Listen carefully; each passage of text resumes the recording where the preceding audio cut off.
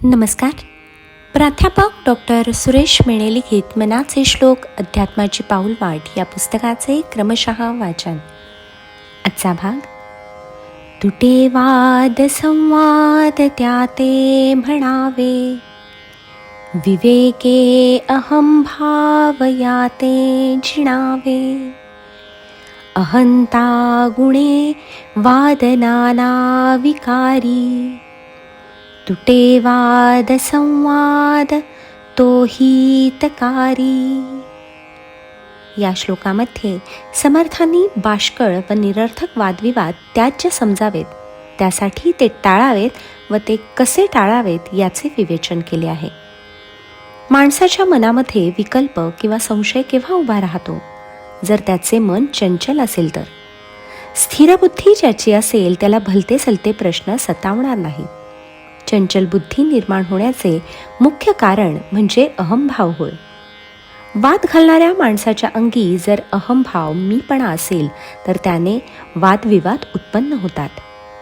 उदाहरणार्थ, ज्या वेळेला संत सज्जन माणसे सांगत असतात की या विश्वाचा निर्माता, पोषणकर्ता, संहारकर्ता हा परमेश्वर आहे, तो अनादी अनंत असा आहे, तो चैतन्य रूपाने सर्व ठिकाणी भरून राहिलेला आहे, तेव्हा अहंकारी माणसांना ते पटत नाही.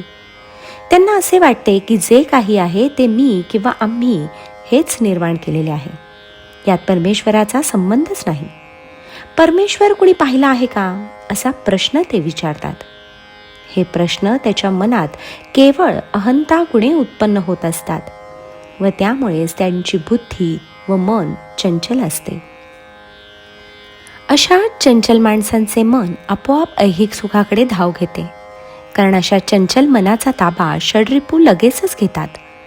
त्यातूनच अशी माणसे काम, क्रोध, मद, मोह, मत्सर इत्यादी षड्रिपूंना वश होतात व त्यांच्यातही सारासार विवेकबुद्धी नष्ट होते.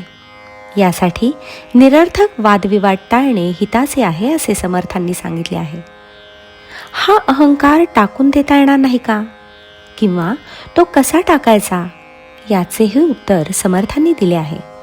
ते म्हणतात, विवेके अहंभाव याते जिणावे, म्हणजेच अहंभावाला विवेकाने जिंकावे. विवेक म्हणजेच सारासार विचाराने योग्य त्याचा स्वीकार करणे. याचाच अर्थ असा की कितीही वादविवाद असला तरीही आपण आपलेच म्हणणे खरे आहे असे न मानता योग्य काय अयोग्य काय याचा सारासार विचार करून योग्य ते मान्य केले पाहिजे व अयोग्य ते टाकून दिले पाहिजे. वेळप्रसंगी आपले म्हणणे अयोग्य असेल तर ते मान्य करून ते सोडून दिले पाहिजे. असे केले म्हणजे अहंता टाकून दिल्यासारखे होईल. यामुळे माणसाचा असा फायदा होईल की योग्य ते ज्ञान प्राप्त होईल. चुकीच्या मार्गाने होणारी वाटचाल त्याची थांबेल व योग्य वेळेला तो योग्य दिशेने चालत राहील. अंधारामध्ये मी पणतीचा स्वीकार करणार नाही असे म्हटल्याने उजेड आपोआप थोडाच येणार आहे. पणतीचा स्वीकार करणेच आपल्या हिताचे आहे हे मान्य करण्यातच शहाणपणा असतो. या ठिकाणी नसता अहंकार उपयोगाचा नाही. यासाठीच विवेकाने अहंकारावर मात करून योग्य तो मार्ग स्वीकारला पाहिजे. निरर्थक वादविवाद टाळला पाहिजे. तेच अंतिमतः हिताचे आहे असे समर्थांनी सांगितले आहे. जय जय रघुवीर समर्थ.